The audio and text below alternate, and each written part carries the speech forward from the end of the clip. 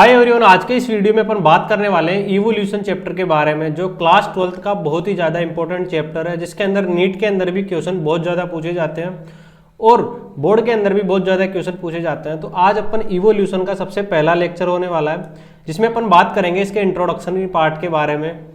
Introductory part पढ़ने के बाद अपन इसमें बात करेंगे ओरिजिन ऑफ लाइफ के बारे में, कि लाइफ का ओरिजिन किस तरीके से हुआ है। तो आज का अपना गोल रहने वाला है या टारगेट रहने वाला है, सबसे पहले अपन बात करेंगे इसके इंट्रोडक्शन के बारे में। उसके बाद अपन बात करेंगे ओरिजिन ऑफ लाइफ की, कि लाइफ का ओरिजिन किस तरीके से हुआ है।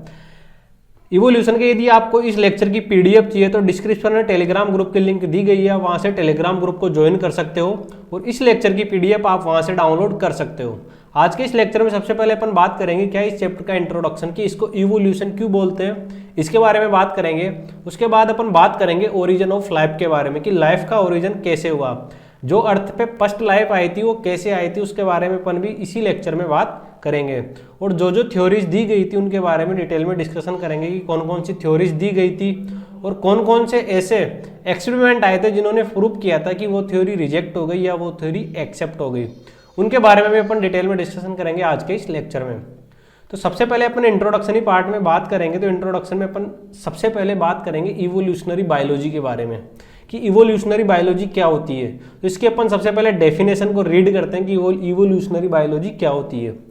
The study of history of various life form on planet earth, मतलब जो अर्थ के ऊपर पहले जो हिस्ट्री में लाइफ फॉर्म हुई है उनके बारे में अपन किसके अंदर बात करेंगे, इवोल्यूशनरी बायोलॉजी के अंदर। जहाँ पे जो भी हिस्ट्री के अंदर लाइफ फॉर्म हुई है इस अर्थ के ऊपर आई है, उनके बारे में अपन बात करेंगे कि कौन कौन सी लाइफ का फॉर्मेशन हुआ है और वो इस प्लेनेट अर्थ पे आई है। उसके बारे में किसके अंदर बात करेंगे, इवोल्यूशनरी बायोलॉजी के अंदर। तो हिस्ट्री के अंदर जो भी लाइफ आई है उसके बारे में बात करने को अपन क्या बोलते हैं, इवोल्यूशनरी बायोलॉजी।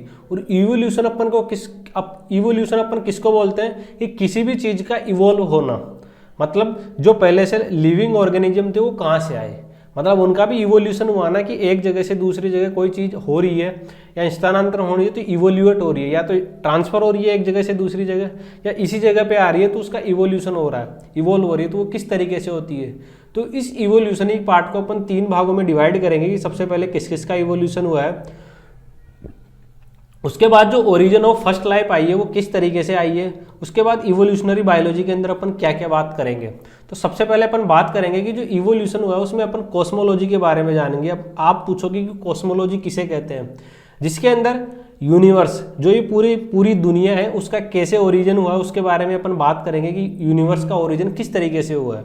उसके बाद अपन बात करेंगे कि ओरिजिन ऑफ अर्थ का ओरिजिन किस तरीके से हुआ। तो सबसे पहले तो पूरे यूनिवर्स का ओरिजिन हुआ, उसके बाद अपन ने बात की कि ओरिजिन ऑफ जो अर्थ है उसका किस तरीके से ओरिजिन हुआ, उसके बारे में अपन बात करेंगे कॉस्मोलॉजी के अंदर।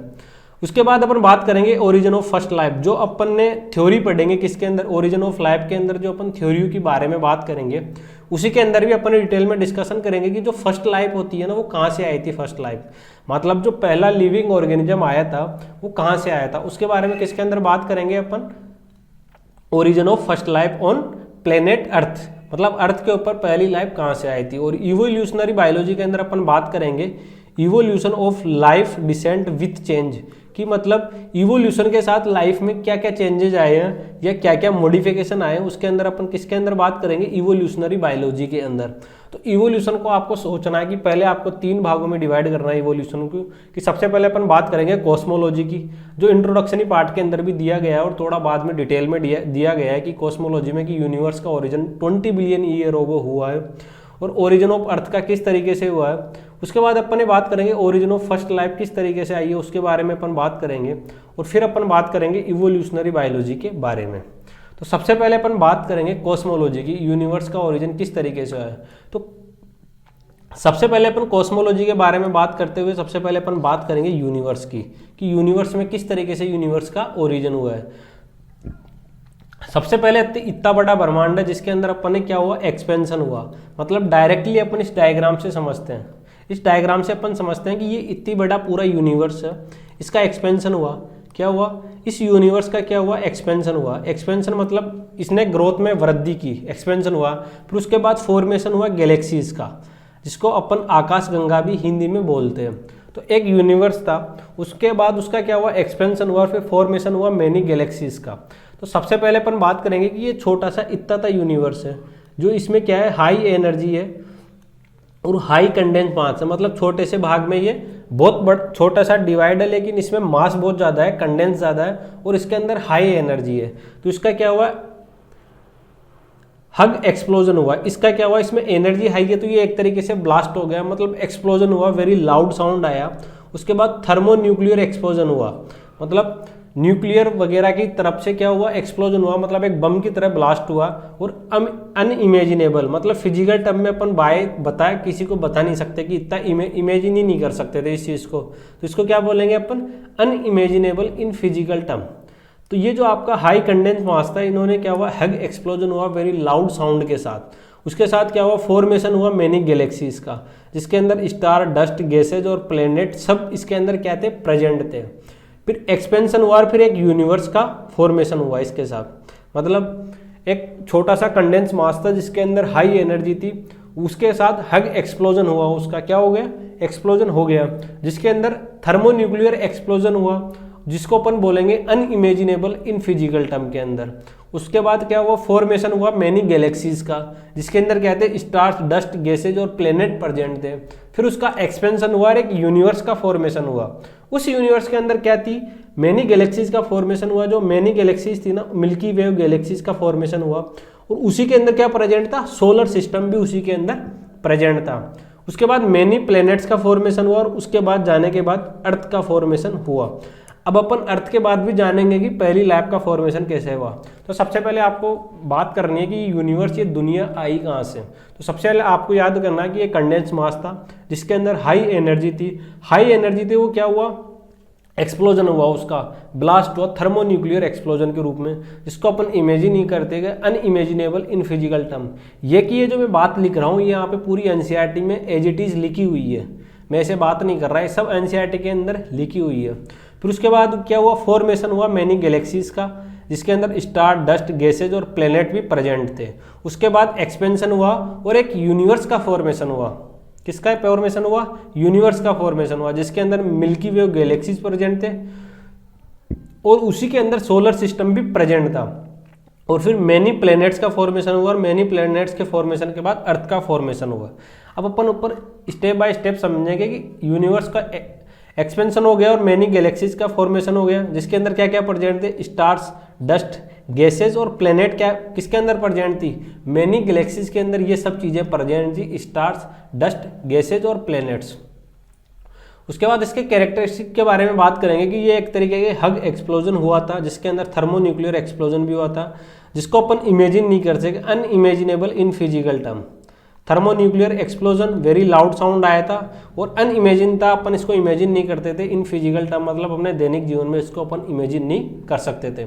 इनिशियल कंडीशन क्या थी, मतलब जो एक्सप्लोजन हुआ इससे पहले की कंडीशन क्या थी, इसके पहले की कंडीशन थी कि वहाँ पे हाई कंडेंस मास था, मतलब एक छोटा सा मास था, बहुत कंडेंस फॉर्म में था, मतलब बहुत टाइट फॉर्म में था, और उसके अंदर क्या थी, हाई एनर्जी थी। क्या थी, हाई एनर्जी।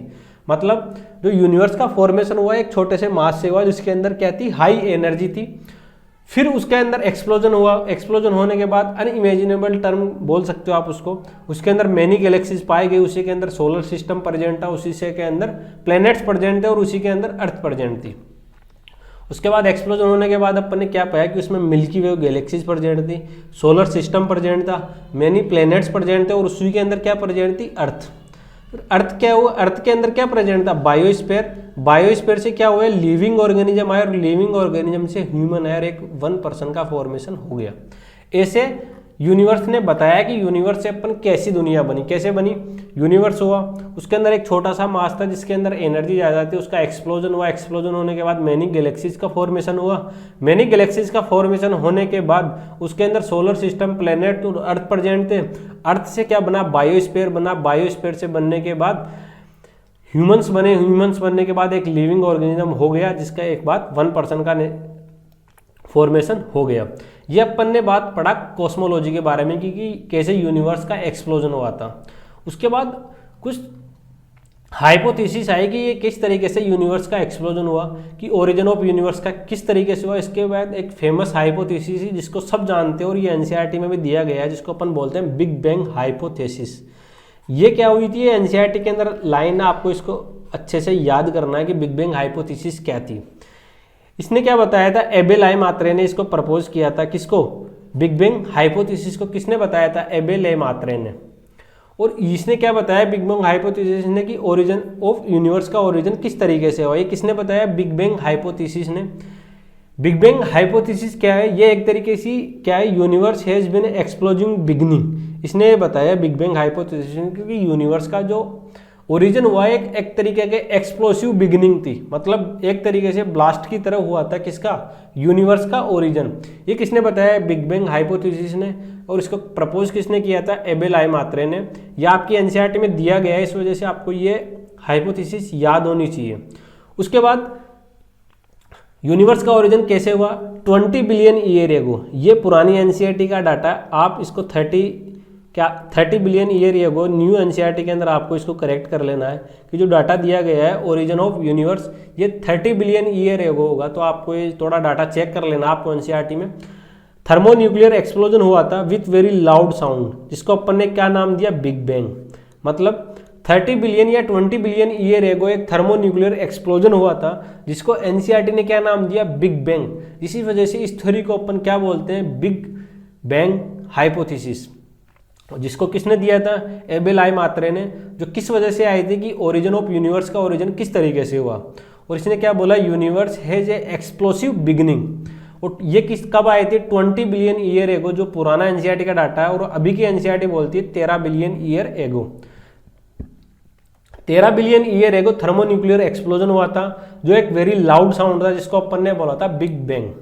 उसके बाद अपन बात करेंगे कि सोलर सिस्टम और प्लेनेट और अर्थ कब आई थी। कि अपन ने पढ़ लिया है कि जो ओरिजिन ऑफ यूनिवर्स हुआ था वो 30 बिलियन ईयर एगो होता न्यू एनसीईआरटी के डाटा के अकॉर्डिंग, जिसको अपन ने बोला था बिग बैंग, जो एक तरीके से लाउड साउंड था, जिसको अपन ने बोला था बिग बैंग हाइपोथेसिस, जो किसने बताई थी, एबेल आई मात्रे ने। और ये 30 बिलियन ईयर एगो हुआ था। उसके बाद अपन बात करेंगे जो ओरिजिन ऑफ सोलर सिस्टम है, जो प्लेनेट है या अर्थ है, उसका ओरिजिन कब हुआ था। इसको किसने एक्सप्लेन किया था, इसको एक्सप्लेन किया था नेबुलर हाइपोथेसिस ने। किसको, origin of solar system, planet या अर्थ को किसने एक्सप्लेन किया था, नेबुलर हाइपोथेसिस ने। और इसको क्या बोलते हैं, origin of earth took place 4.5 billion year एगो। मतलब जो अर्थ का ओरिजिन हुआ था वो कब हुआ था, 4.5 बिलियन ईयर एगो। किसका ओरिजिन हुआ था, अर्थ का, जिसको किसने एक्सप्लेन किया था, नेबुलर हाइपोथेसिस ने। तो ओरिजिन ऑफ अर्थ कब हुआ, 4.5 बिलियन ईयर एगो।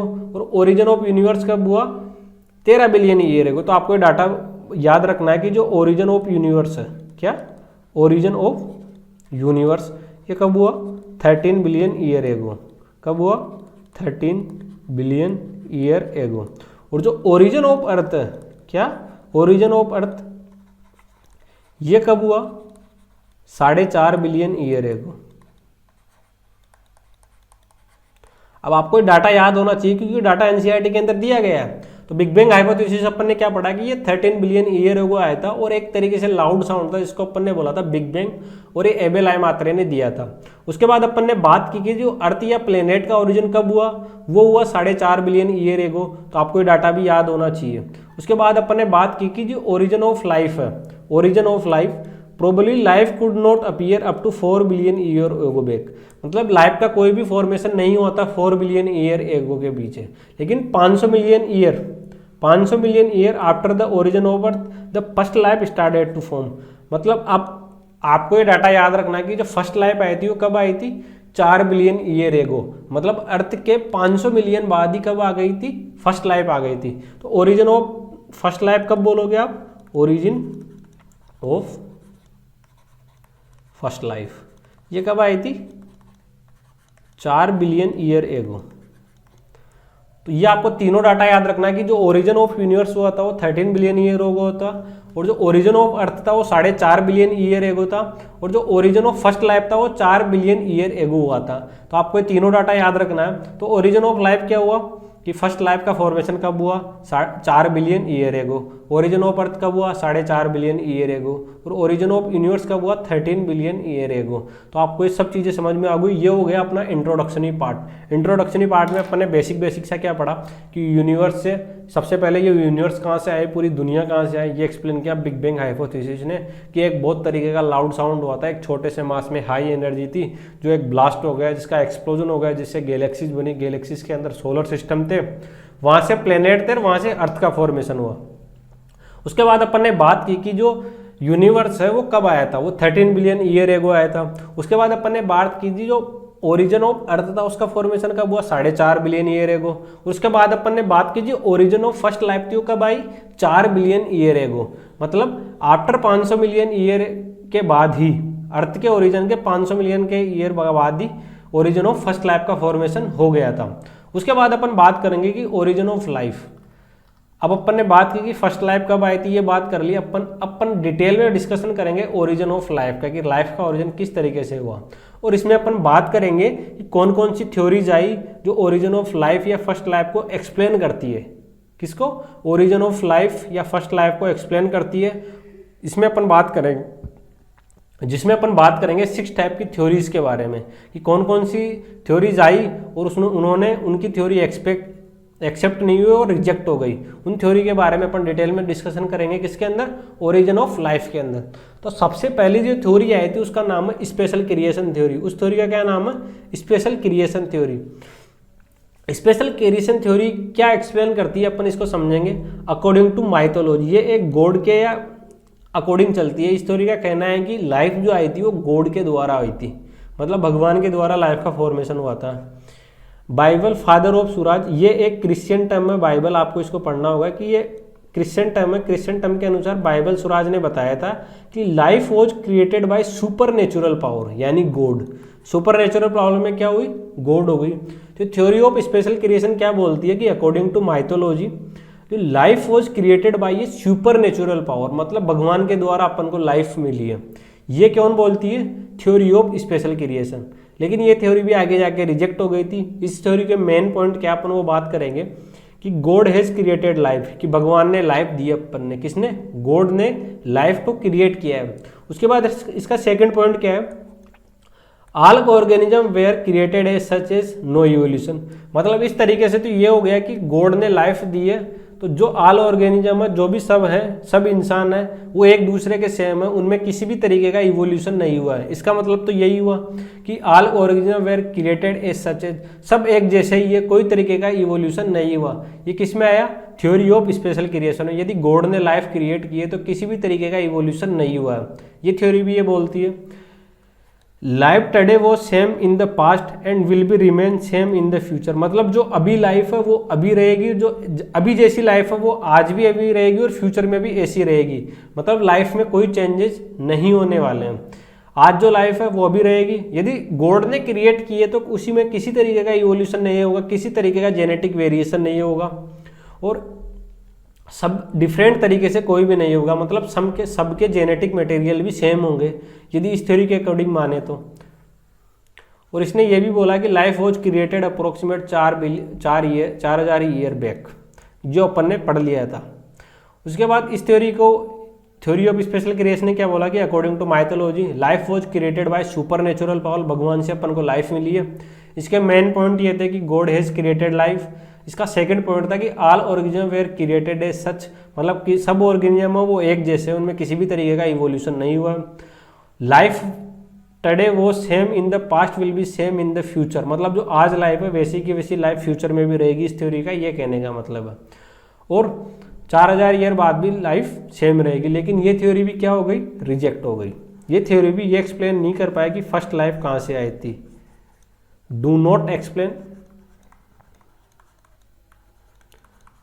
Explain first life. ये भी ये एक्सप्लेन नहीं कर पाया कि फर्स्ट लाइफ कहाँ से आई थी। कौन? Special creation theory of special creation. उसके बाद अपन बात करेंगे सेकंड थ्योरी के बारे में, जिसका नाम है थ्योरी ऑफ स्पॉन्टेनियस जनरेशन, जिसको अपन एबायोजेनेसिस थ्योरी भी बोलते हैं। सेकंड थ्योरी की अपन बात करेंगे जिसका नाम है थ्योरी ऑफ स्पॉन्टेनियस जनरेशन, जो क्या बोलती है? Life without pre existing life. इसका क्या मतलब हुआ इस लाइन का? Life without pre existing life. Pre existing life का मतलब क्या होगा, जो पहले से लाइफ एग्जिस्ट थी उससे नई लाइफ नहीं आई है। इस लाइन का क्या मतलब है, life without pre existing life, मतलब जो पहले से लाइफ एग्जिस्ट कर रही थी उससे नई लाइफ नहीं आई है। मतलब जो पहले से ये इंसान था, इस इंसान ने नई लाइफ को जनरेट नहीं किया है। इस लाइन का मतलब ये है। तो इसके जो मेन पॉइंट है उसके बारे में अपन बात करेंगे कि इसने तो ये लाइन बोल दी कि जो लाइफ आई हो प्री एग्जिस्टिंग लाइफ, जो पहले से इंसान एग्जिस्ट करते थे उनसे नई लाइफ नहीं आई है। तो इसके मेन पॉइंट क्या है, life originate without pre existing life, ये अपन ने पढ़ लिया। Today life originate spontaneous from non living material, इसका यह कहना है। थ्योरी ऑफ स्पॉन्टेनियस जनरेशन क्या बोलती है, या एबायोजेनेसिस थ्योरी क्या बोलती है कि जो लाइफ है वो प्री एग्जिस्टिंग लाइफ से नहीं आई है, और जो आज जो लाइफ जनरेट हुई है, ओरिजिनेट हुई है, वो कहाँ से आई है, नॉन लिविंग मटेरियल से आई है। कहाँ से, नॉन लिविंग मटेरियल से आज की लाइफ का फॉर्मेशन हुआ है। किसने बोला, स्पॉन्टेनियस जनरेशन थ्योरी ने या एबायोजेनेसिस थ्योरी ने। क्या बोला इसने कि टुडे जो लाइफ ओरिजिनेट हुई है स्पॉन्टेनियसली, कहाँ से हुई है, नॉन लिविंग मटेरियल से हुई है। लेकिन ये थ्योरी भी रिजेक्ट हो गई, इसको एक्सप्लेन नहीं कर पाएगी फर्स्ट लाइफ कहाँ से आई है, लाइफ का फॉर्मेशन एक्चुअली कहाँ से हुआ है। तो ये थ्योरी भी क्या हो गई, रिजेक्ट हो गई। थ्योरी ऑफ स्पॉन्टेनियस जनरेशन ने बोला कि लाइफ आई है विदाउट प्री एग्जिस्टिंग लाइफ, मतलब पहले वाली लाइफ से नई लाइफ का फॉर्मेशन नहीं हुआ। ये किसने बोला, थ्योरी ऑफ स्पॉन्टेनियस जनरेशन ने। उसके बाद अपन थर्ड थ्योरी बात करेंगे, theory of biogenesis. Theory of biogenesis ने एक्सप्लेन किया कि जो लाइफ का फॉर्मेशन हुआ है वो प्री एग्जिस्टिंग लाइफ से ही हुआ है, लेकिन ये एक्सप्लेन नहीं कर पाएगी फर्स्ट लाइफ कहाँ से आई थी। इसने क्या लाइन दी थी, इसने लाइन दी थी ओमनिस वाइवम एक्स वाइवम। ये लाइन आपको याद रखनी है कि ओमनिस वाइवम एक्स वाइवम क्या होता है। ओमनिस का मतलब होता है ओरिजिन, वाइवम का होता है लाइफ, और एक्स वाइवम का होता है प्री एग्जिस्टिंग लाइफ। इसने ये कहा था थ्योरी ऑफ बायोजेनेसिस ने कि जो आज लाइफ आई है वो जो पहले से लाइफ एग्जिस्ट कर रही थी उससे आज की लाइफ आई है। मतलब जो पहले से इंसान था उसी से ही नया इंसान का जन्म हुआ है। ये कौन बोलती है, थ्योरी ऑफ बायोजेनेसिस। ओमनिस वाइवम एक्स वाइवम क्या बोलती है, जो आज लाइफ का फॉर्मेशन हुआ है वो पहले से किसी दूसरी लाइफ से आज की लाइफ का फॉर्मेशन हुआ है। ये कौन बोलती है, थ्योरी ऑफ बायोजेनेसिस। इसके मेन पॉइंट क्या है उसके बारे में बात करेंगे अपन। All life form originate from pre existing life only, जो पहले से लाइफ एग्जिस्ट करती थी उसी से आज की लाइफ का फॉर्मेशन हुआ है। ये किसने बोला, थ्योरी ऑफ बायोजेनेसिस ने। इसके बाद इसने नेक्स्ट पॉइंट क्या बोला, this theory discarded the theory of abiogenesis, मतलब इसने एक्सपेरिमेंटली डिसप्रूव कर दिया किसको, एबायोजेनेसिस थ्योरी को। मतलब जो स्पॉन्टेनियस जनरेशन थ्योरी थी जिसने बोला था कि जो लाइफ है वो नॉन लिविंग मटेरियल से आई है, मतलब जो पहले से लाइफ एग्जिस्ट नहीं करती उससे लाइफ नहीं आई है। मतलब बायोजेनेसिस ने किसको डिस्प्रूव कर दिया कि एबायोजेनेसिस थ्योरी को, कि जो पहले से इंसान एग्जिस्ट करते थे उन्हीं से नई लाइफ आई है। ये किसने बोला, बायोजेनेसिस ने। तो इसने क्या कर दिया, एबायोजेनेसिस थ्योरी को डिसअप्रूव कर दिया, मतलब एक्सपेरिमेंटली डिसप्रूव कर दिया। It disprove abiogenesis but failed to explain origin of first life. इसने इसको तो डिसअप्रूव कर दिया, किसको, स्पॉन्टेनियस जनरेशन थ्योरी या एबायोजेनेसिस थ्योरी को तो इसने डिसप्रूव कर दिया, लेकिन ये भी ये एक्सप्लेन करने में फेल हो गई कि फर्स्ट लाइफ कहाँ से आई थी। फेल, ये क्या हो गई, फेल हो गई टू एक्सप्लेन फर्स्ट लाइफ। मतलब बायोजेनेसिस थ्योरी भी ये एक्सप्लेन करने में फेल हो गई कि फर्स्ट लाइफ कहाँ से आई थी। कौन, बायोजेनेसिस थ्योरी। इसमें एक्सपेरिमेंटल एविडेंस किसने दिए थे कि जो लाइफ हुई है वो प्री एग्जिस्टिंग लाइफ से ही आई, उन्होंने किया था फ्रेनांसिको रेड्डी ने, लेजारियो स्प्लेनजानी ने, और लुइस पास्चर ने क्या एक्सप्लेन किया था कि जो लाइफ है वो जो नई लाइफ आई है वो प्री एग्जिस्टिंग लाइफ से ही आई है। किसने प्रूव किया था, रेड्डी ने, स्प्लेनजानी ने और लुइस पास्चर ने एक्सप्लेन किया कि जो आज की लाइफ आई है वो प्री एग्जिस्टिंग लाइफ से ही आई है। There we carry out the 17, 18, 19 century respectively. इन्होंने 17, 18 और 19 सेंचुरी में ये प्रूव किया था एक्सपेरिमेंट करके। किसने, रेड्डी ने, स्प्लेनजानी ने और लुइस पास्चर ने, कि जो लाइफ आज की आई है वो प्री एग्जिस्टिंग लाइफ से ही आई है। जो थ्योरी ऑफ बायोजेनेसिस में दिया था कि ओमनिस वाइवम एक्स वाइवम, ये इसका मतलब क्या था कि जो आज की लाइफ आई है वो प्री एग्जिस्टिंग लाइफ से ही आई है। और इस थ्योरी के मेन पॉइंट अपन ने पढ़ लिए कि जो आज की लाइफ है वो प्री एग्जिस्टिंग लाइफ से आई है, और इसने एबायोजेनेसिस थ्योरी को डिसप्रूव कर दिया था। लेकिन ये बताने में फेल हो गए कि जो फर्स्ट लाइफ थी वो कहाँ से आई थी। उसके बाद अपन बात करेंगे पास्चर एक्सपेरिमेंट के बारे में। ये एक्सपेरिमेंट क्या बोलता है, इसको अपन एक सिंपल से डायग्राम से समझते हैं सबसे पहले। तो चलो सबसे पहले इसकी थ्योरी समझते हैं, इसमें क्या क्या यूज हो रहा है, किसके अंदर, पास्चर एक्सपेरिमेंट के अंदर। अपन डायग्राम बाद में समझ लेंगे। सबसे पहले इसमें 2 फ्लास्क लिए, क्या लिए, 2 फ्लास्क लिए, जो एक तो था स्ट्रेट नेक शेप का, मतलब एक तो बिल्कुल सीधा था। किसके अंदर लिए, पास्चर एक्सपेरिमेंट के अंदर। पहले एक तो स्ट्रेट शेप का फ्लास्क ले लिया अपन ने, और एक एस शेप का, जिसको अपन स्वान नेक फ्लास्क भी बोलते हैं, एस शेप का फ्लास्क लिया। और इसके बाद अपन ने क्या प्रोसीजर स्टार्ट किया, 2 फ्लास्क लेने के बाद एक तो स्ट्रेट और एक एस शेप जिसको स्वान शेप फ्लास्क भी बोलते हैं, ये दोनों फ्लास्क ले लिए अपन ने। फिर उसके बाद अपन ने क्या किया, दोनों फ्लास्क को प्री स्टेरिलाइज किया, मतलब माइक्रो फ्री किया। उसमें किसी भी तरीके का माइक्रोब एब्सेंट था, मतलब माइक्रो फ्री कर दिया दोनों फ्लास्क के अंदर। फिर अपन ने क्या ऑब्जर्वेशन की, उसके बारे में अपन बात करेंगे। सबसे पहले अपन ने ऑब्जर्वेशन किसके अंदर की, फ्लास्क ए के अंदर, जो स्ट्रेट नेक फ्लास्क का, उसके अंदर अपन ने क्या की, ऑब्जर्वेशन की। सबसे पहले क्या ऑब्जर्वेशन की कि air come into direct contact. Air का क्या था, स्ट्रेट फ्लास्क के अंदर तो क्या था, एयर का डायरेक्ट कांटेक्ट था विथ न्यूट्रिएंट मीडियम। जो न्यूट्रिशन था वहां पे न्यूट्रिएंट मीडियम था, उसके अंदर डायरेक्ट कांटेक्ट किसके अंदर था, फ्लास्क ए के अंदर। और फिर क्या देखा अपन ने कि जो ए के अंदर तो क्या था, एयर का डायरेक्ट कांटेक्ट था, किससे, न्यूट्रिएंट मीडियम के अंदर थे, जो अपन ने माइक्रोब फ्री कर रखा था। जिसमें क्या हो गया, माइक्रोब्स अपीयर हो गए और लाइफ अपीयर हो गई। मतलब इससे एक्सपेरिमेंट से अपन ने ये सीखा कि जो फ्लास्क ए था वो एकदम स्ट्रेट था, उसके अंदर जो माइक्रो फ्री कर रखा था अपन ने दोनों फ्लास्क को, जो एयर के डायरेक्ट कांटेक्ट था, क्योंकि एक तरीके से जो स्ट्रेट फ्लास्क था उसमें किसी भी तरीके का बेंड नहीं था, तो वो डायरेक्ट एयर के कांटेक्ट में रहेगा। तो जो फ्लास्क ए था वो डायरेक्ट एयर के कांटेक्ट में था, और उसमें अपन ने देखा कि माइक्रोब्स अपीयर हो गई, इसका मतलब लाइफ का अपीयर हो गई। फिर उसके बाद अपन ने फ्लास्क बी में क्या देखा, फ्लास्क बी था जो एस शेप का था, मतलब वो इस तरीके की शेप का था, और फ्लास्क ए था वो एकदम स्ट्रेट शेप का था, और ये इस तरीके की शेप का था। कौन, फ्लास्क बी, इसको अपन बोलेंगे स्वान नेक फ्लास्क। इस फ्लास्क के अंदर अपन ने क्या देखा, the S shape neck trap dust and microbes. जो ये एस शेप का फ्लास्क था, जिसको अपन ने एस स्वान शेप फ्लास्क भी बोला, इसके अंदर क्या होते हैं, डस्ट एंड माइक्रोब क्या होते हैं, ट्रैप हो जाते हैं। यहाँ पे यदि डस्ट एंड माइक्रोब्स क्या हो गए, ट्रैप हो गए, किसके अंदर, फ्लास्क बी के अंदर, जिसको अपन क्या बोलते हैं, स्वान नेक फ्लास्क।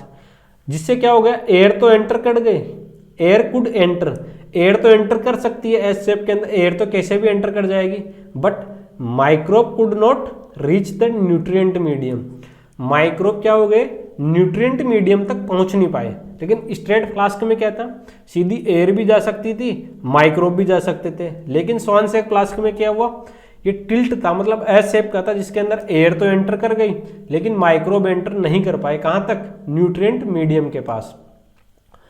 एस शेप फ्लास्क था जिसके अंदर डस्ट एंड माइक्रोब ट्रैप हो गए, उसके बाद एयर एंटर कर गई, लेकिन माइक्रोब और न्यूट्रिएंट मीडियम, माइक्रोब्स क्या हो गए, न्यूट्रिएंट मीडियम के पास पहुंच नहीं पाए। उसके बाद क्या हुआ, इसमें देखा गया कि इसमें कोई भी no microbe appear, so no life appear. इसमें कोई भी माइक्रोब का अपीयरेंस नहीं आया, मतलब ट्रैप होने के बाद कोई माइक्रोब का अपीयरेंस नहीं आया, तो इसका मतलब ये हो गया लाइफ का फॉर्मेशन भी नहीं हुआ। तो अपन ने क्या देखा, यदि एयर डायरेक्ट कांटेक्ट में है और माइक्रोब उसके अंदर एंटर कर रहे हैं, तो लाइफ का फॉर्मेशन हो रहा है एक माइक्रोब से दूसरे माइक्रोब में। और यदि एस शेप का फ्लास्क लिया तो जिसमें माइक्रोब एंटर नहीं कर रहे, मतलब ओनली एयर एंटर कर रही है, तो न्यूट्रिएंट मीडियम से डायरेक्ट लाइफ का फॉर्मेशन नहीं हो रहा, मतलब नॉन लिविंग मटेरियल से लाइफ का फॉर्मेशन नहीं हो रहा। जो पहले से माइक्रोब एंटर कर रहे थे उसी से नए माइक्रोब का फॉर्मेशन हो रहा था, मतलब प्री एग्जिस्टिंग जो लाइफ थी उसी से नई लाइफ का फॉर्मेशन हुआ। इस वजह से ये बायोजेनेसिस थ्योरी को सपोर्ट करती है। कौन, ये पास्चर एक्सपेरिमेंट क्या करता है, बायोजेनेसिस थ्योरी को एक्सपेरिमेंटली प्रूव करता है कि मतलब जो एस शेप का फ्लास्क था जिसके अंदर तो ट्रैप हो गए माइक्रोब, तो लाइफ का फॉर्मेशन नहीं हुआ। लेकिन स्ट्रेट जो फ्लास्क था उसके अंदर कोई भी माइक्रोब का ट्रैप नहीं हुआ, तो उसके अंदर लाइफ का फॉर्मेशन हो गया। तो इस पास्चर एक्सपेरिमेंट का कंक्लूजन क्या निकलता है वो अपन बात करेंगे। इसका कंक्लूजन निकलता है कि life does not arise spontaneously, मतलब एकदम से लाइफ नहीं आई, कहाँ से, नॉन लिविंग मैटर से। इसने ये प्रूव कर दिया, मतलब ए बायोसिस थ्योरी को नीचे लिखा होगा, ए बायोजेनेसिस थ्योरी को इसने क्या कर दिया, रिजेक्ट कर दिया। किसने? पास्चर एक्सपेरिमेंट ने। और बायोजेनेसिस थ्योरी को प्रूव कर दिया कि वहीं से जो पहले से लाइफ एग्जिस्ट कर रही थी उसी से नई लाइफ का फॉर्मेशन हुआ है। उसके बाद इसके कंक्लूजन में सेकंड पॉइंट है कि life originate only from pre existing life, जो पहले से लाइफ एग्जिस्ट थी उसी से नई लाइफ का फॉर्मेशन हुआ है, जो ये सपोर्ट करती है किसको? थ्योरी ऑफ बायोजेनेसिस को। तो पास्चर एक्सपेरिमेंट ने क्या किया, दो फ्लास्क लिए, एक तो स्ट्रेट शेप फ्लास्क ले लिया, एक एस शेप फ्लास्क ले लिया। स्ट्रेट शेप फ्लास्क के अंदर माइक्रोब ट्रैप नहीं हुए, डायरेक्ट न्यूट्रिएंट मीडियम से कांटेक्ट हुआ और एयर एंटर कर गए, जिससे नई लाइफ का फॉर्मेशन हो गया। एस शेप फ्लास्क के अंदर क्या हुआ, माइक्रोब ट्रैप हो गए और डस्ट पार्टिकल भी ट्रैप हो गए, जिससे एयर तो एंटर कर गई लेकिन माइक्रोब एंटर नहीं कर पाए, जिससे नई लाइफ का फॉर्मेशन नहीं हुआ। तो इससे यह फाइंड किया पास्चर एक्सपेरिमेंट ने कि जो लाइफ का फॉर्मेशन हुआ वो प्री एग्जिस्टिंग लाइफ से ही हुआ है, और नई लाइफ जो आई है वो प्री एग्जिस्टिंग लाइफ से ही आई है, और नॉन लिविंग मैटर से किसी भी तरीके की लाइफ का फॉर्मेशन नहीं होता। ये प्रूव कर दिया। तो पास्चर एक्सपेरिमेंट ने क्या किया, एक तो ए बायोजेनेसिस थ्योरी को रिजेक्ट कर दिया और दूसरी थ्योरी ऑफ बायोजेनेसिस को सपोर्ट किया। अब ये आप देख सकते हो इस डायग्राम में पास्चर एक्सपेरिमेंट क्या बोलता है। पास्चर एक्सपेरिमेंट ने क्या किया था, सबसे पहले एक स्ट्रेट नेक फ्लास्क लिया जिसके अंदर ब्रोथ बॉयल किए, ओपन किया, माइक्रोब ग्रो कर गए। ये स्ट्रेट था तो माइक्रोब एंटर कर गए इसके अंदर, तो रिजल्ट हुआ microbe growth in broth and life appear हो गई। उसके बाद स्वान नेक जो एस शेप का फ्लास्क लिया उसके अंदर क्या हुआ, ब्रोथ बॉयल किए, लेफ्ट ओपन था, लेकिन यहाँ पे क्या होगा, डस्ट और माइक्रोब क्या हो गए, ट्रैप हो गए। डस्ट एंड माइक्रोब क्या हो गए, ट्रैप हो गए, जिससे क्या हुआ है, कोई भी माइक्रोब का ग्रोथ नहीं हुआ और रिजल्ट क्या निकला, नो लाइफ अपीयर। तो ऐसे फ्लास्क किया है, स्वान सेक फ्लास्क के अंदर कोई भी लाइफ का फॉर्मेशन नहीं हुआ और स्ट्रेट नेक फ्लास्क के अंदर लाइफ का फॉर्मेशन हुआ। इस तरीके से पास्चर ने ए बायोजेनेसिस थ्योरी को रिजेक्ट कर दिया और बायोजेनेसिस थ्योरी को सपोर्ट किया। उसके बाद अपन फोर्थ थ्योरी की बात करेंगे जिसको अपन बोलेंगे थ्योरी ऑफ पेनिस्पर्मिया या कॉस्मोजोइक थ्योरी। ये थ्योरी क्या बोलती है इसके बारे में अपन बात करेंगे। तो सबसे पहले इसको प्रपोज किसने किया था, रिचटर ने क्या किया, कॉस्मोजोइक थ्योरी को प्रपोज किया था। इसका मेन आइडिया क्या था कि पेनिस्पर्मिया थ्योरी क्या बोलती है, इसका मेन आइडिया ये था कि life on earth came from another planet या एक्स्ट्रा टेरेस्ट्रियल लाइफ। कहाँ से आई, जो लाइफ आई वो अर्थ पे, वो कहाँ से आई, एक दूसरे प्लेनेट से, मतलब एक्स्ट्रा टेरेस्ट्रियल लाइफ से आई है लाइफ इस अर्थ पे, मतलब दूसरे प्लेनेट से लाइफ आई है इस अर्थ पे। ये कौन बोलती है, थ्योरी ऑफ पेनिस्पर्मिया कॉस्मोजोइक थ्योरी, जिसको किसने बताया था, रिचटर ने। और फ्लो क्या था, लाइफ ऑन अनोदर प्लेनेट से ट्रांसफर हुई अर्थ पे और लाइफ का फॉर्मेशन हो गया फिर अर्थ पे। लाइफ दूसरे प्लेनेट से अर्थ पे आई और फिर लाइफ अर्थ पर लाइफ का फॉर्मेशन हो गया। इसके अंदर क्या हुआ, थ्योरी ऑफ पेनिस्पर्मिया के अंदर कि दूसरे प्लेनेट से लाइफ आई है इस अर्थ पे। इस थ्योरी का मेन मोटिव क्या है, पेनिस्पर्मिया क्या, कि दूसरे प्लेनेट से आई है, दूसरे प्लेनेट से लाइफ आई है इस अर्थ पे, मतलब यहाँ पे जो इस अर्थ पे जो लाइफ का फॉर्मेशन हुआ वो दूसरी अर्थ से आई हुई है। और उस पर अरेनियस साइंटिस्ट ने क्या बोला था, अरेनियस ने सजेस्ट किया कि life came to earth in the form of spores या gametes from other planets. Arrhenius scientist ने बोला कि जो लाइफ आई है, मतलब जो इस पेनिस्पर्मिया थ्योरी के बोलने का मतलब ये था कि जो लाइफ आई है वो दूसरे प्लेनेट से आई है। लेकिन फिर इसने अरेनियस साइंटिस्ट ने इस पेनिस्पर्मिया थ्योरी पर कुछ टिप्पणी की। उन्होंने बोला कि जो दूसरे प्लेनेट से लाइफ आई है वो स्पोर्स या गेमिट्स के फॉर्म में आई है। इन्होंने एक और बवाल चीज बोल दी भाई। ये बोलने के बाद क्या बोला अरेनियस ने कि जो दूसरे प्लेनेट से लाइफ आई है वो स्पोर्स या गेमेट्स के फॉर्म में आई है। और इस कंसेप्ट को इन्होंने क्या बोला, पेनिस्पर्मिया। इस कंसेप्ट को इन्होंने क्या बोला, अरेनियस साइंटिस्ट ने पेनिस्पर्मिया। और इन्होंने ये बोला कि दो दूसरे प्लेनेट से लाइफ आई है वो स्पोर्स या गेमेट्स के फॉर्म में आई है। उसके बाद this theory also fail to explain where first life come. ये थ्योरी भी ये एक्सप्लेन करने में फेल हो गई कि जो फर्स्ट लाइफ थी वो कहाँ से आई थी। मतलब यहाँ नोट करेंगे अपन, fail to explain first life. ये भी क्या बताने में फेल हो गई कि फर्स्ट लाइफ कहाँ से आई थी, कौन सी, थ्योरी ऑफ पेनिस्पर्म में क्या बताने में फेल हो गए कि फर्स्ट लाइफ कहाँ से आई थी। उसके बाद अपन फिफ्थ थ्योरी की बात करेंगे, थ्योरी ऑफ कैटास्ट्रोफिज्म। ये थ्योरी किसने बताई थी? जॉर्ज क्यूवियर ने। किसने प्रपोज किया था इस थ्योरी को? जॉर्ज क्यूवियर ने। इन्होंने मेन पॉइंट बताए थे, वो अपन बात करेंगे कि based upon study of fossils, मतलब स्टडी ऑफ फॉसिल्स को अपन क्या बोलते हैं? पैलेंटोलॉजी। थ्योरी ऑफ कैटास्ट्रोफिज्म क्या बोलते हैं कि based upon study of fossils, जो पैलेंटोलॉजी बोलते हैं स्टडी ऑफ फॉसिल्स। यदि अपन किसी भी फॉसिल्स की स्टडी करते हैं, फॉसिल्स अपन जान गए कि जो पहले से दबी हुई चीज़ें होती हैं उनको फॉसिल्स बोलते हैं। जो ओल्ड फॉसिल्स दबे हुए अपने जो पुराने समय के, उनको अपन फॉसिल्स बोलते हैं। यदि अपन उसकी स्टडी करते हैं किसकी? फॉसिल्स की, तो उसको अपन बोलते हैं पैलेंटोलॉजी। तो थ्योरी ऑफ कैटास्ट्रोफिज्म क्या बोलती है कि based upon the study of fossils यानी palaeontology, modern day life originate by replacing those organism that exist in primitive earth. कि जो लाइफ का फॉर्मेशन हुआ है, जो लाइफ ओरिजिनेट हुई है, वो रिप्लेस करती है उन ऑर्गेनिज्म को जो पहले से एग्जिस्ट करते थे लाइफ में। मतलब जो आज की जो नई लाइफ आई है वो कहाँ से आई है? जो पहले से लाइफ एग्जिस्ट करते थे इस दुनिया में, उसी से नई लाइफ का फॉर्मेशन हुआ है। ये कौन बोलता है? Theory of catastrophism. कि based upon comparison of fossils obtain from different layer of the earth, मतलब जो पहले से लाइफ एग्जिस्ट करते थे उन्हीं से नई लाइफ का फॉर्मेशन हुआ है। मतलब जो पहले के फॉसिल्स एग्जिस्ट करते थे उन्हीं से नई लाइफ ओरिजिनेट हुई है। ये किसका कहने का मतलब है? थ्योरी ऑफ कैटास्ट्रोफिज्म, जिसने किसको प्रपोज किया था? जॉर्ज क्यूवियर ने। और इस तरीके से अपन यदि ये बोलती है कि जो पहले के फॉसिल्स दबे हुए थे उन्हीं से नई लाइफ का ओरिजिन हुआ है, तो अपन बात करेंगे फिर फॉसिल कंपैरिजन की। अपन बात करेंगे जो ओल्डेस्ट फॉसिल्स है, जो मतलब पहले के फॉसिल्स दबे हुए हैं, जिनमें नंबर ऑफ ऑर्गेनिज्म क्या है? कम है। जो पहले थे नंबर ऑफ ऑर्गेनिज्म क्या है? कम है। तो वहाँ पे पहले के डाइवर्सिटी भी कम थी, मतलब पहले लाइफ इतना ग्रो नहीं होती जितनी आज ग्रो हो चुकी है। तो पहले कहते हैं नंबर ऑफ ऑर्गेनिज्म भी कम थे, डाइवर्सिटी भी कम थी। लेकिन अभी जो रिसेंट की बात करेंगे अपन नंबर ऑफ ऑर्गेनिज्म क्या हो गए? बढ़ गई, और डाइवर्सिटी क्या हो गई? बहुत ज़्यादा हो गई।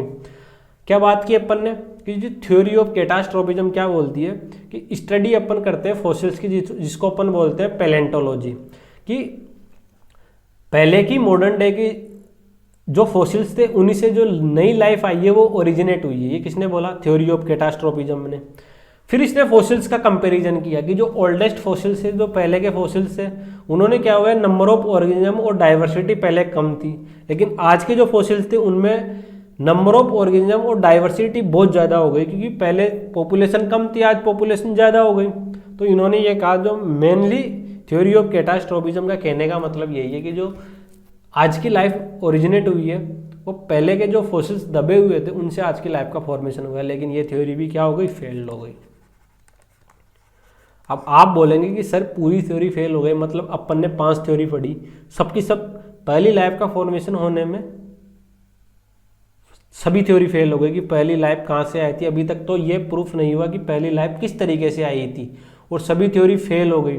मतलब ये सबने थ्योरी दी थी, अपने अपने तर्क सबने रखे थे, मतलब सभी साइंटिस्ट ने अपने अपने प्रूफ रखे थे कि पहली लाइफ कहाँ से आई। लेकिन अब तक तो सभी साइंटिस्ट फेल हो गए कि पहली लाइफ का फॉर्मेशन किस तरीके से हुआ था। जब सभी थ्योरीज फेल हुई कि लाइफ ओरिजिनेट कहाँ से हुई थी, कि फर्स्ट लाइफ का फॉर्मेशन कहाँ से हुआ था, तब ओपेरेन हेल्डन थ्योरी ने जन्म लिया, जो सबसे एक्सेप्टेड थ्योरी थी, जिसको अपन बोलते हैं केमिकल ओरिजिन ऑफ लाइफ। तो सबसे पहले एक्सेप्टेड थ्योरी कौन थी? सबसे पहले आपको 5 थ्योरी आपने पढ़ ली, उनके बारे में यही याद रखना है कि उन सब थ्योरी ने क्या क्या बोला था, कि किस थ्योरी ने क्या एक्सप्लेन किया था, उनके साइंटिस्ट के नाम, और वो फेल हो गई थी फर्स्ट लाइफ को एक्सप्लेन करने में। और फास्टर्स एक्सपेरिमेंट आपको याद करना है। उसके बाद अपन बात करेंगे मोस्ट एक्सेप्टेड थ्योरी, जो सबसे ज़्यादा एक्सेप्ट की गई, जिसने प्रूव किया कि फर्स्ट लाइफ का फॉर्मेशन कैसे हुआ था, जिसका नाम है ओपेरेन हेल्डन थ्योरी या केमिकल ओरिजिन ऑफ लाइफ। ये क्या है? मोस्ट एक्सेप्टेड थ्योरी है, जिसमें कौन कौन से साइंटिस्ट इन्वॉल्व है? जिसमें ओपेरेन इन्वॉल्व है, जो एक रशियन बायोकेमिस्ट है, और एक हेल्डन इन्वॉल्व है, जो इंग्लैंड जेनेटिक्स है, जो इवोल्यूशनरी बायोलॉजिस्ट है। इन्होंने क्या किया था? इन दोनों के नाम पे इस थ्योरी का नाम दिया गया है। ओपेरेन हेल्डन थ्योरी का नाम किस किस पे दिया गया है? ओपेरेन साइंटिस्ट और हेल्डन साइंटिस्ट के द्वारा इस थ्योरी ने कहा। और इस थ्योरी को अपन केमिकल ओरिजिन ऑफ लाइफ भी बोलते हैं। तो ये दोनों साइंटिस्ट ने काम करके इस थ्योरी को जनरेट किया था। इस थ्योरी के बारे में बताया कि how actually first life form. इस थ्योरी ने क्या बताया कि पहली लाइफ कैसे आई, और लाइफ कैसे आई उस तरीके से डिटेल में डिस्कशन किया और एक्सपेरिमेंटली प्रूफ भी हुआ आया कि फर्स्ट लाइफ एक्चुअली में ऐसे ही फॉर्मेशन हुआ था, इस लाइफ के अकॉर्डिंग, इस थ्योरी के अकॉर्डिंग ही एक्सप्लेन हुआ फर्स्ट लाइफ कहाँ से आई। ये थ्योरी क्या है? ये थ्योरी एक तो सबसे पहले मोस्ट एक्सेप्टेड थ्योरी है जो आपको याद रखनी है, ओपेरन हेल्डन थ्योरी या chemical origin of life. Chemical origin of life या कीमोजेनेसिस इस थ्योरी का नाम है, तो आपको ये याद रखना है कि मोस्ट एक्सेप्टेड थ्योरी है। इस थ्योरी के मेन पॉइंट क्या है? Primitive earth had a reducing atmosphere. इन्होंने क्या क्या रखा? सबसे पहले प्रीमिटिव अर्थ का जो एटमॉस्फेयर था वो रिड्यूसिंग एटमॉस्फेयर रखा। उसमें क्या थी? There was free oxygen in the no free oxygen, मतलब इसमें कोई भी फ्री ऑक्सीजन एब्सेंट थी। इन्होंने एटमॉस्फेयर में क्या रखा? No free oxygen. उसके बाद इन्होंने क्या रखा? Primitive chemical element aggregate together. इन्होंने जो जो केमिकल उसमें यूज हुए उनको एग्रीगेट किया। अब वो कौन कौन से थे अपन उसमें बाद में बात करेंगे कि जो कौन कौन से एलिमेंट उसमें पाए गए साथ में वो कौन कौन से थे। तो इस थ्योरी का मेन मतलब क्या था कि इन्होंने जो अर्थ का एटमॉस्फेयर किया वो रिड्यूसिंग टाइप का था, जिसमें फ्री ऑक्सीजन बिल्कुल एब्सेंट थी और उसमें केमिकल्स प्रेजेंट थे। जो कौन कौन से? सबसे पहले इन्होंने क्या किया, जो मेजर एलिमेंट प्रेजेंट है वो carbon, hydrogen, oxygen, nitrogen, phosphorus और सल्फर प्रेजेंट थे। ये सब क्या हुए? वहां पे पाए गए। कहाँ पे? एटमॉस्फेयर के अंदर, जहाँ पे फ्री ऑक्सीजन बिल्कुल एब्सेंट थी और एटमॉस्फेयर था जो रिड्यूसिंग टाइप का था, जिसमें क्या थे? प्रिमिटिव एटमॉस्फेयर कंटेन करते हैं। जो ये कार्बन, हाइड्रोजन, ऑक्सीजन, नाइट्रोजन और फॉस्फोरस और सल्फर जो प्रेजेंट थे उन्होंने क्या किया? प्रिमिटिव एटमॉस्फेयर कंटेन किया, जिसमें कार्बन डाइऑक्साइड, अमोनिया, मेथेन और वाटर वेपर प्रेजेंट थे। उसके बाद इन्होंने क्या किया? जो स्टार्टिंग में जो एलिमेंट प्रेजेंट थे ना, carbon, hydrogen, oxygen, nitrogen, phosphorus, sulphur, ये प्रेजेंट थे। इनसे क्या फॉर्मेशन हुआ? इनसे फॉर्मेशन हुआ सिंपल ऑर्गेनिक कंपाउंड्स का। इनसे क्या फॉर्मेशन हुआ?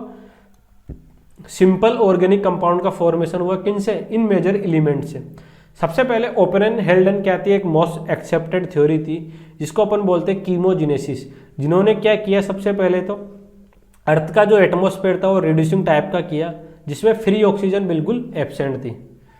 फ्री ऑक्सीजन एब्सेंट थी, जिसमें मेजर एलिमेंट कौन कौन थे? Carbon, hydrogen, oxygen, nitrogen, phosphorus और सल्फर प्रेजेंट थे। उसके बाद इन्होंने क्या किया? प्रिमिटिव एटमॉस्फेयर था। क्या था? प्रिमिटिव एटमॉस्फेयर कंटेन किया, जिसमें कार्बन डाइऑक्साइड, अमोनिया, मेथेन और वाटर वेपर प्रेजेंट थे। ठीक है, इन्होंने प्रिमिटिव एटमॉस्फेयर तैयार किया, जिसमें फॉर्मेशन किस किस का हुआ? फिर ऑर्गेनिक कंपाउंड का फॉर्मेशन हो गया। मतलब इन जो carbon, hydrogen, oxygen, nitrogen, phosphorus, sulphur थे वहाँ एटमॉस्फेयर में प्रेजेंट थे, जहाँ फ्री ऑक्सीजन बिल्कुल एब्सेंट थी। और फिर सिंपल ऑर्गेनिक कंपाउंड का फॉर्मेशन हुआ और फिर यूवी रेडियंस की वजह से H2O का ब्रेकडाउन होकर हाइड्रोजन और ऑक्सीजन मिले। ऑक्सीजन क्या किए? ऑक्सीजन ने मेथेन के साथ रिएक्शन करके किसका फॉर्मेशन किया? CO2 और H2O का। The release oxygen combined with methane and other component to form CO2 and H2O। तो इनमें क्या हुआ? अब तक क्या हुआ? जो अर्थ का एटमॉस्फेयर था वो रिड्यूसिंग टाइप का था, जिसमें फ्री ऑक्सीजन बिल्कुल एब्सेंट थी। फिर मेजर एलिमेंट कौन कौन आए? Carbon, hydrogen, oxygen, nitrogen, phosphorus, sulphur और कुछ प्रीमिटिव एटमॉस्फेयर कंटेन किया, जिसमें कार्बन डाइऑक्साइड, अमोनिया, मेथेन और वाटर वेपर प्रेजेंट थे, जिससे फॉर्मेशन हुआ सिंपल ऑर्गेनिक कंपाउंड्स का। फिर सिंपल ऑर्गेनिक कंपाउंड्स में क्या हुआ? ये रिएक्शन हुई यूवी रेस की मदद से, जिसमें जल का, वाटर का ब्रेकडाउन हुआ, जिससे हाइड्रोजन और ऑक्सीजन मिले। और जो ये ऑक्सीजन क्या किया? इन्होंने मेथेन के साथ रिएक्शन करके, ये मेथेन थी, इसमें मेथेन के साथ रिएक्शन करके CO2 और H2O का फॉर्मेशन हुआ, जिससे क्या मिले? फिर ऑर्गेनिक मोनोमर्स का फॉर्मेशन हो गया। ऑर्गेनिक कंपाउंड का जो मोनोहाइड्रेट्स होते हैं उनका फॉर्मेशन हो गया, जिसमें क्या क्या प्रेजेंट थे? Sugar, amino acid, nitrogenous base और फैटी एसिड प्रेजेंट थे। कौन से मोनोमर्स का फॉर्मेशन हुआ? जिसमें sugar, amino acid, nitrogenous base और फैटी एसिड प्रेजेंट थे। सबसे पहले अपन बात करेंगे क्या हुआ? रिड्यूसिंग एटमॉस्फेयर रखा, जिसमें फ्री ऑक्सीजन बिल्कुल एब्सेंट थी। फिर उन्होंने carbon, hydrogen, oxygen, nitrogen, phosphorus, sulphur मिले, जिससे क्या हुआ? प्रिमिटिव एटमॉस्फेयर में क्या किसका फॉर्मेशन हो गया? कार्बन डाइऑक्साइड का, मेथेन का, अमोनिया का और वाटर का। उसके बाद क्या हुआ? फिर सिंपल ऑर्गेनिक कंपाउंड्स का फॉर्मेशन हुआ। फिर सिंपल ऑर्गेनिक कंपाउंड के बाद वाटर का ब्रेकडाउन होने के बाद, वहाँ से ऑक्सीजन मिलने के बाद, मेथेन से रिएक्शन करने के बाद CO2 और H2O का फॉर्मेशन हुआ। उसके बाद सिंपल ऑर्गेनिक कंपाउंड से क्या हुआ? ऑर्गेनिक मोनोमर्स का फॉर्मेशन हुआ, जिसमें sugar, amino acid, nitrogen base और फैटी एसिड प्रेजेंट से। फिर इन ऑर्गेनिक मोनोमर से किसका फॉर्मेशन हुआ, कॉम्प्लेक्स ऑर्गेनिक कंपाउंड्स का। किसका फॉर्मेशन हुआ, कॉम्प्लेक्स ऑर्गेनिक कंपाउंड का, जिसमें पॉलीसेकेराइड, प्रोटीन, डीएनए, आरएनए और लिक्विड प्रेजेंट थे, और जिससे क्या हुआ, फर्स्ट लाइफ का फॉर्मेशन हो गया। ये था कंप्लीट ओपेरन एंड हेल्डन थ्योरी, जिसको अपन कीमोजेनेसिस थ्योरी भी बोलते हैं। ओपेरन एंड हेल्डन थ्योरी क्या थी, अपन इसको ब्रीफ में इंट्रोड्यूस करते हैं। सबसे पहले इन दोनों साइंटिस्ट ने क्या किया, रिड्यूसिंग एटमॉस्फेयर रखा, जिसमें फ्री ऑक्सीजन बिल्कुल एब्सेंट थी। उसके बाद इन्होंने क्या, जो carbon, hydrogen, oxygen, nitrogen, phosphorus, sulphur, ये जो छोटे मोटे एलिमेंट प्रेजेंट थे, जो मेजर एलिमेंट रिक्वायरमेंट थे, ये सब एटमॉस्फेयर में प्रेजेंट थे, जिससे क्या हुआ, ऑर्गेनिक कंपाउंड का फॉर्मेशन हुआ, जिससे CO2, methane, ammonia, water vapour, इनका फॉर्मेशन हो गया। इनसे क्या हुआ, फिर सिंपल ऑर्गेनिक कंपाउंड का फॉर्मेशन हुआ, जिसको अपन ने क्या बोला था, सिंपल ऑर्गेनिक कंपाउंड का फॉर्मेशन हुआ। उससे सिंपल ऑर्गेनिक कंपाउंड से क्या हुआ, मोनोमर, ऑर्गेनिक मोनोमर्स का फॉर्मेशन हो गया, जिसको अपन sugar, amino acid, nitrogen base और फैटी एसिड बोलेंगे। फिर ऑर्गेनिक मोनोमर से क्या होगा, कॉम्प्लेक्स ऑर्गेनिक कंपाउंड का फॉर्मेशन हुआ, जैसे पॉलीसेकेराइड, प्रोटीन, डीएनए, आरएनए और लिपिड। यदि आपके डीएनए और आरएनए आ गए तो ये क्या हो गया, एक तरीके से जेनेटिक मटेरियल हो गए, जिससे फर्स्ट लाइफ का फॉर्मेशन हो गया।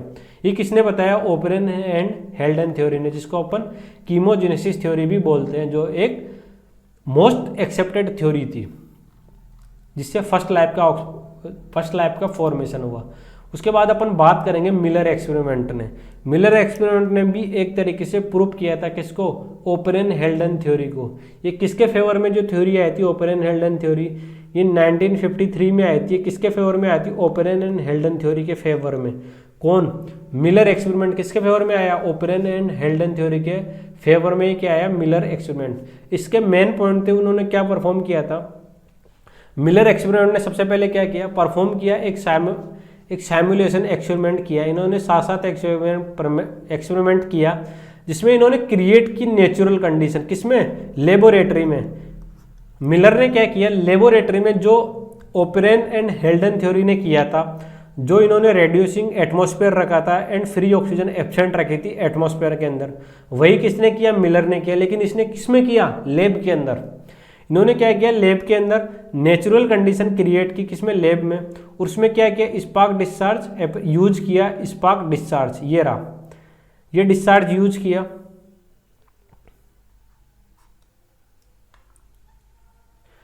और ऑब्टेन किया red colour hot dilute soap, जिसको अपन हेल्डन हॉट डाइल्यूट सोप भी बोलते हैं। इसमें ये हॉट डाइल्यूट सोप इसमें डाल दिया, और इसके अंदर क्या किया, स्पार्क डिस्चार्ज एपरेटस को यूज़ किया। उसके बाद इन्होंने मिक्सर ऑफ एमिनो एसिड रखा, जिसमें इसने कौन कौन से एमिनो एसिड प्राप्त किए, glycine, alanine and aspartic acid. मतलब मिलर का एक्सपेरिमेंट वही प्रूफ हो गया जहाँ पे इसको 3 एमिनो एसिड प्राप्त हो गए, कौन कौन से, ग्लाइसिन, एलेनिन और एस्पार्टिक एसिड। यहाँ पे इसने इलेक्ट्रोड्स लगा दिए, और ये बॉइलिंग एक फ्लास्क ले लिया, जिसके अंदर एक वाटर बॉयल हो रहा है जिसके अंदर, और उन्होंने कुछ ये मेथेन, अमोनिया, हाइड्रोजन और वाटर जो रिड्यूसिंग एटमॉस्फेयर के अंदर प्रेजेंट थे, वो भी क्या किए, मिलर ने ले लिए।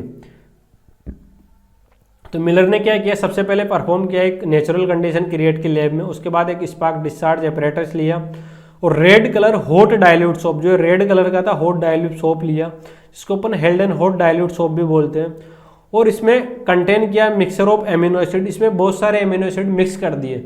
लेकिन बाद में एक्सपेरिमेंट कंप्लीट होने के बाद इसको क्या प्राप्त हुआ, ग्लाइसिन, एलेनिन और एस्पार्टिक एसिड इसको प्राप्त हुए। अब अपन सबसे पहले जानते हैं कि जो मिलर का एक्सपेरिमेंटल सेटअप था वो किस तरीके का था।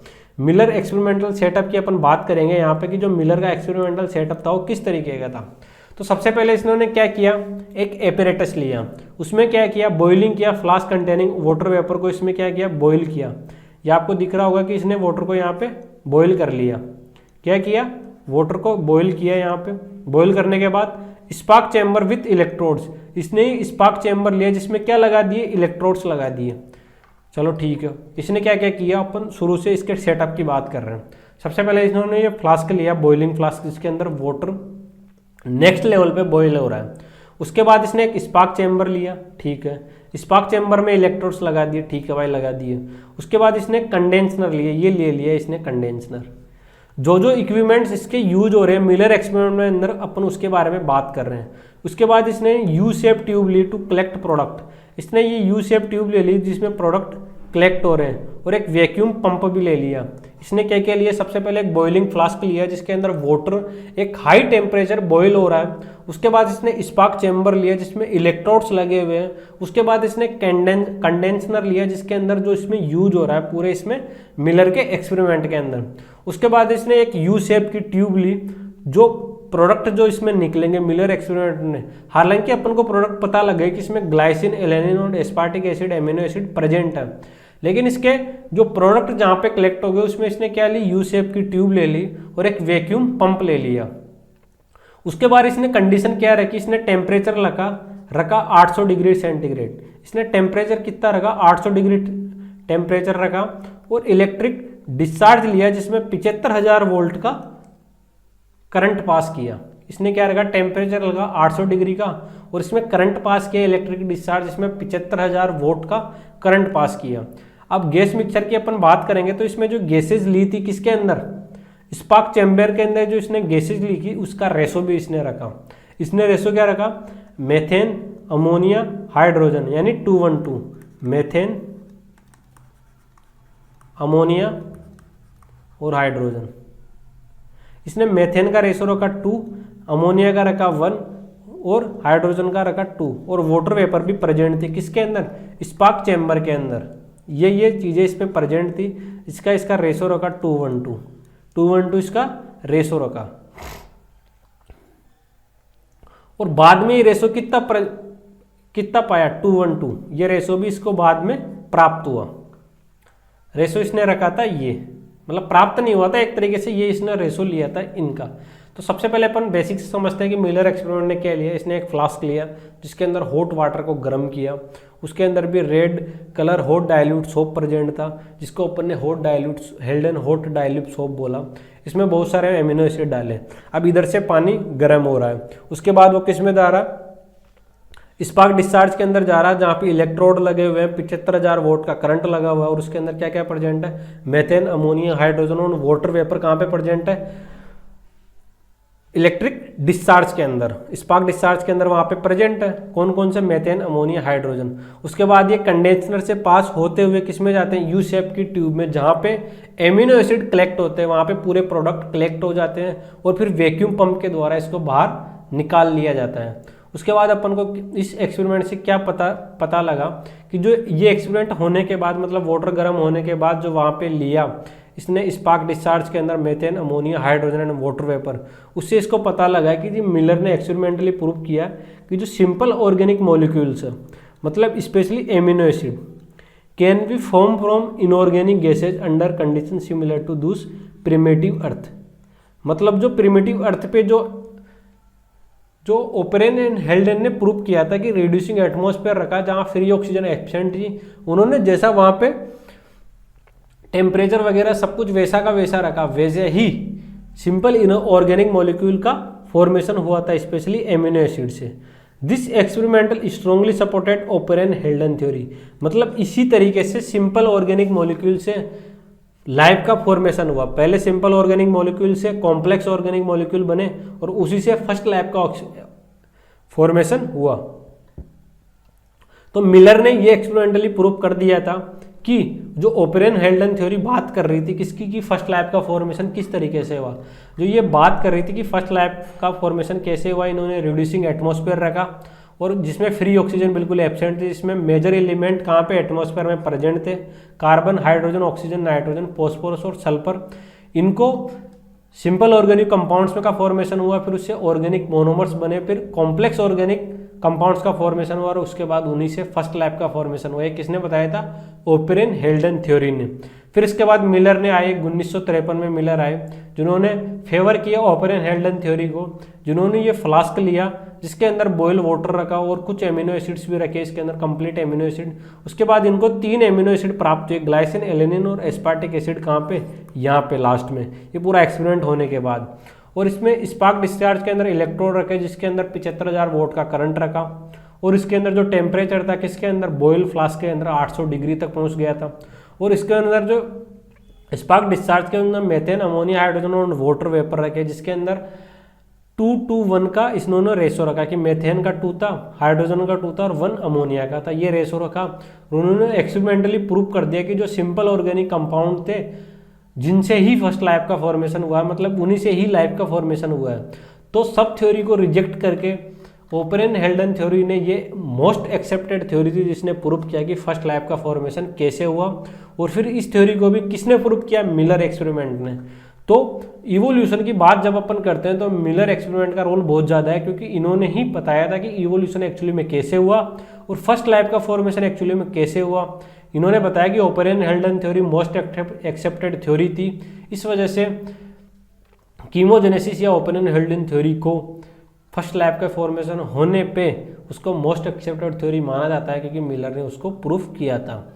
ये अपन ने बात कर ली ओरिजिन ऑफ लाइफ की।